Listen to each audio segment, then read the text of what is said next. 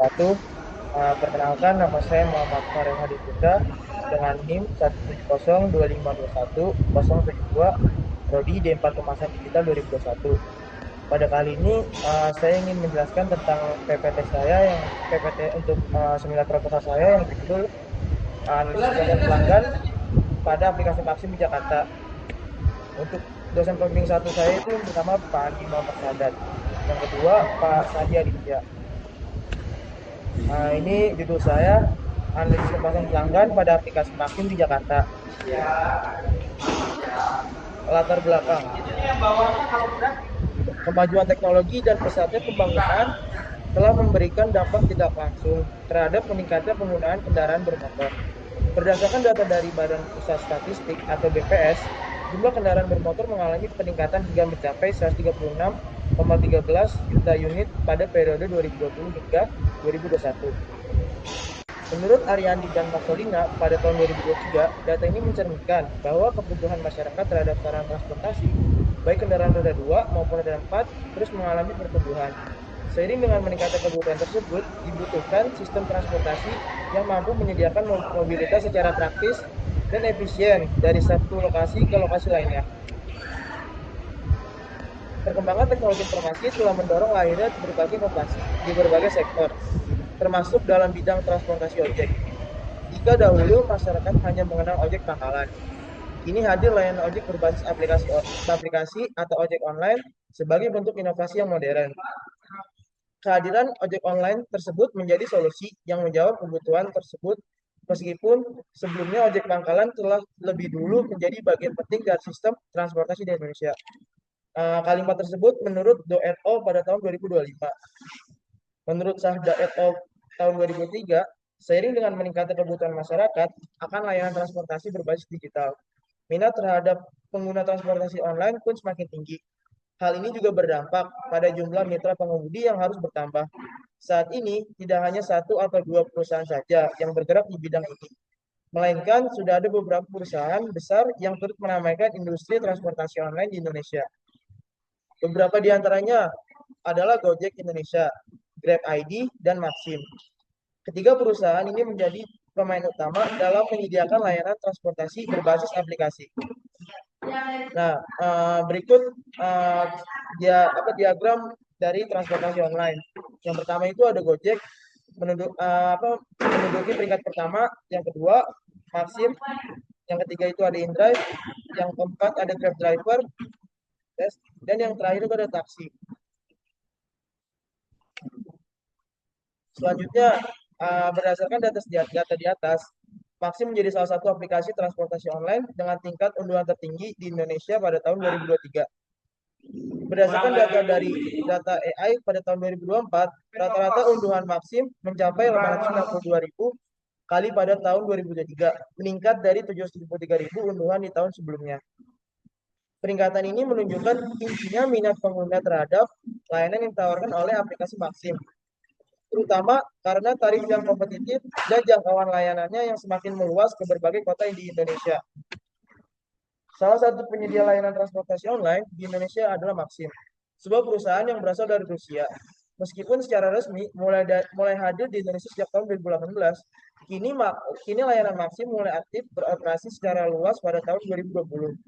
Maxim menawarkan berbagai jenis layanan, antara lain transportasi berbasis motor atau ojek online, layanan taksi berbasis aplikasi, pengiriman barang, bantuan penderekan kendaraan yang mengalami kerusakan, serta layanan untuk membantu menghidupkan aki kendaraan yang bermasalah.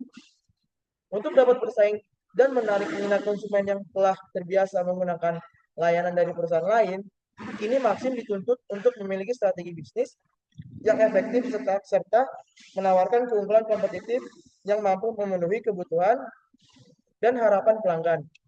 Data tersebut atau kalimat tersebut menurut Kapriani et al. Pada tahun 2021. Selanjutnya, ini ada gambar 1.3 sampai 1.5 yang merupakan permasalahan tersebut. Berdasarkan gambar 1.3 menyatakan bahwa peringkat Maxim masih di bawah peringkat dari aplikasi Gojek dan Grab. Maxim masih mendapatkan peringkat ketiga dengan persentase 12,3%, berarti menandakan bahwa Maxim masih mempunyai kekurangan tersendiri dari platform transportasi online lainnya. Dan berdasarkan gambar 4, Maxim mendapatkan komentar negatif pada sosial media X atau Twitter yang bertentangan dengan para driver dan juga customer-nya, sehingga para customer itu memberikan kritik negatif yang diunggah ke sosial media tersebut. Dan yang terakhir, gambar 1.5, ulasan Maxim pada aplikasi App Store masih memiliki banyak kekurangan. Kekurangan yang masih memiliki banyak catatan atau komplain dari customer yang menggunakan Maxim, terutama dari segi driver Maxim yang selalu mendapatkan kritikan negatif. Sedangkan menurut Kotler et al. Pada tahun 2022, kepuasan pelanggan atau customer satisfaction merupakan salah satu pendorong utama yang menghubungkan antara perusahaan dan pelanggan dalam jangka panjang. Dengan demikian, kemungkinan besar kepuasan pelanggan ini juga akan menjadi variabel kuat yang mempengaruhi keputusan pembelian. Apabila pelanggan tidak puas dengan kinerja produk dan jasa, dampak ketidakpuasan langsung akan terjadi. Penelitian ini berfokus pada masyarakat Jakarta berdasarkan data terbaru dari BPS atau Badan Pusat Statistik Provinsi DKI Jakarta. Jumlah penduduk di DKI Jakarta pada tahun 2023 diproyeksikan mencapai 10.062 jiwa. Angka ini menunjukkan peningkatan dari tahun sebelumnya, yaitu 647 jiwa pada tahun 2022. Dengan luas wilayah sekitar 660,982 km kubik, kepadatan penduduk di Jakarta diperkirakan sekitar 16,038 jiwa per kilometer kubik menurut BPS atau Badan Pusat Statistik Provinsi DKI Jakarta tahun 2025. Langsung menunjukkan ke rumusan masalah. Berdasarkan uraian latar belakang di atas, dapat disusun pertanyaan penelitian sebagai berikut. Faktor-faktor apa saja yang efektif meningkatkan kepuasan pelanggan dalam menggunakan aplikasi Maxim di DKI Jakarta?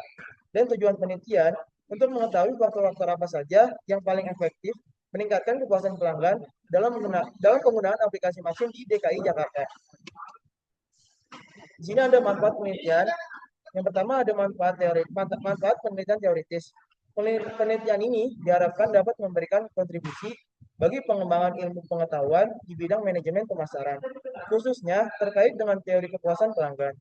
Hasil penelitian ini juga dapat menjadi referensi bagi penelitian selanjutnya yang membahas topik serupa. Manfaat penelitian praktis. Yang pertama, penelitian ini dapat menjadi bahan evaluasi bagi manajemen Maxim untuk mengetahui sejauh mana tingkat kepuasan pelanggan terhadap layanan yang diberikan. Yang kedua, hasil penelitian ini dapat mempresentasikan persepsi pengguna layanan Maxim. Dengan demikian, diharapkan perusahaan dapat lebih responsif dalam memenuhi kebutuhan dan keinginan pelanggan, sehingga pengalaman penggunaan aplikasi menjadi lebih baik. Yang ketiga, bagi peneliti selanjutnya, penelitian ini dapat menjadi referensi dan dasar kajian bagi peneliti berikutnya yang ingin mengembangkan penelitian di bidang kepuasan pelanggan, khususnya dalam konteks layanan transportasi berbasis aplikasi. Teori yang saya pakai yaitu ada teori EUCS, End User Computing Satisfaction. EUCS, End User Computing Satisfaction, merupakan metode atau model pengukuran yang secara umum banyak digunakan oleh para peneliti untuk mengukur tingkat kepuasan pengguna terhadap suatu sistem informasi dengan membandingkan harapan pengguna dengan kenyataan yang dirasakan oleh pengguna dari sistem tersebut. Kutipan tersebut menurut Underjovi et al. Pada tahun 2023. Ada 5 dimensi yaitu akurasi, ease of use, format, timeliness, dan konten. Masuk ke metodologi. Yang pertama ada metode kuantitatif. Penelitian ini menggunakan pendekatan kuantitatif dengan menggunakan metode survei sebagai teknik pengumpulan data, di mana data diperoleh melalui penyebaran kuesioner secara daring. Numerik dalam seluruh prosesnya, mulai dari pengumpulan data, analisis, hingga penarikan, menurut Macali tahun 2021. Yang kedua ada tempat dan waktu pelaksanaan. Penelitian ini dilakukan secara daring atau online menggunakan Google Form yang akan disebarkan ke sosial media seperti Instagram dan WhatsApp sebagai media untuk mengumpulkan jadwal responden. Penelitian ini berlangsung selama periode waktu dari bulan Mei tahun 2025 hingga Juni tahun 2025 dengan kuesioner yang disebarkan kepada masyarakat yang berdomisili di DKI Jakarta. Populasi dan sampel. Populasi dalam penelitian Penelitian ini mencakup masyarakat yang pernah atau sedang menggunakan aplikasi Maxim. Penelitian ini memfokuskan populasi pada user Maxim di wilayah Jakarta. Pemilihan masyarakat DKI Jakarta sebagai populasi didasarkan pada pertimbangan bahwa DKI Jakarta merupakan pusat ekonomi di Indonesia. Penelitian ini mengambil sampel dengan menggunakan teknik non-probability sampling. Non-probability sampling adalah metode pengambilan sampel di mana peneliti memilih objek atau subjek berdasarkan tujuan tertentu. Dengan pemilihan yang didasarkan pada penilaian subjektif, sehingga tidak semua anggota populasi memiliki kesempatan yang sama untuk berpartisipasi dalam penelitian. Kata-kata tersebut atau kalimat tersebut menurut kutipan ADOY pada tahun 2023. Peneliti ini memakai rumus dari Hare et al. Pada tahun 2021. Jumlah sampel yang direkomendasikan adalah minimal 5 sampai 10 responden untuk setiap indikator yang diestimasi dalam model penelitian. Dalam penelitian ini, terdapat total 17 pernyataan dari 17 indikator saya tersebut yang mewakili 5 faktor utama. Berdasarkan teori pengukuran tersebut, maka jumlah sampel yang digunakan dalam penelitian ini dihitung sebagai berikut. Indikator saya ada 17, kali 10, hasilnya jadi 170 responden. Skala Likert yang saya gunakan itu ada 4. Yang pertama itu ada STS atau sangat tidak setuju memiliki skor 1. Yang kedua ada tidak setuju dengan kode TS yaitu skornya 2. Yang ketiga setuju dengan kode S skornya 3. Dan yang terakhir itu ada sangat setuju atau SS dengan skor yang paling banyak yaitu 4. Sumbernya dari saya sendiri yang bisa dilihat di sini data diolah oleh peneliti pada tahun 2025. Masuk ke dalam teknik analisis. Teknik analisis saya menggunakan EVA atau Exploratory Factor Analysis. Penelitian ini menggunakan Exploratory Factor Analysis atau EVA sebagai metode dengan menggunakan software IBM SPSS versi 25. Analisis faktor merupakan suatu teknik statistika multivariat yang bertujuan menemukan beberapa faktor yang dapat menggambarkan hubungan atau korelasi antar indikator-indikator independen yang telah diamati. Kalimat tersebut menggunakan kutipan dari Howard pada tahun 2023. Yang kedua itu ada skala kriteria efektivitas. Data yang sudah didapatkan dalam penelitian ini akan diukur menggunakan sebuah skala interval. Ketentuan dalam skala interval tersebut terdiri dari 4 kategori. Yang pertama, sangat tidak efektif. Yang kedua, tidak efektif. Yang ketiga, efektif. Dan yang keempat, sangat efektif. Sekian presentasi dari saya. Kurang lebihnya mohon maaf. Terima kasih.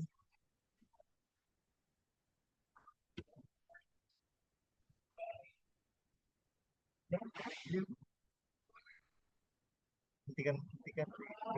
Stop. Udah. Belum, itu baru di pause saja. Hentikan.